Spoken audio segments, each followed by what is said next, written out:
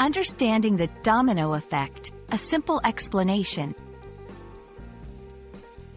Hello, everyone. Welcome to our English language learning series. Today, we're going to explore a fascinating phrase, domino effect.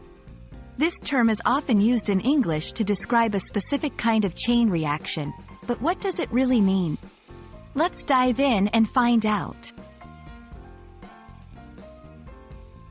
The term domino effect refers to a situation where one event sets off a chain of similar events.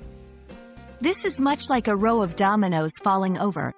When you knock over the first one, it causes the next to fall, and so on, creating a continuous sequence. In real life, this can apply to economics, social situations, or even your daily routines. To understand this concept better, let's look at some examples. 1. Economics. If one country's economy collapses, it can affect its trading partners, potentially leading to a global economic downturn. 2. Social situations.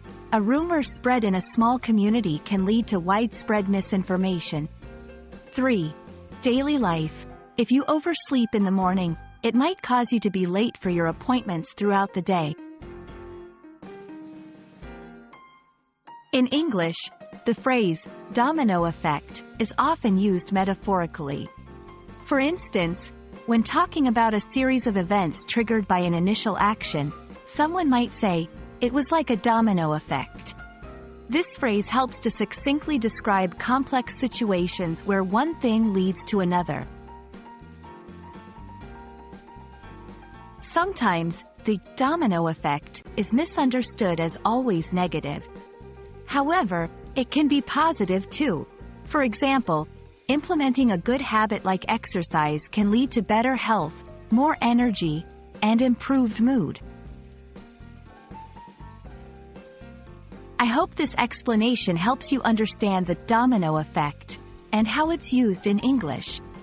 Remember, it's all about one thing leading to another, just like falling dominoes. Thank you for watching, and see you in our next video.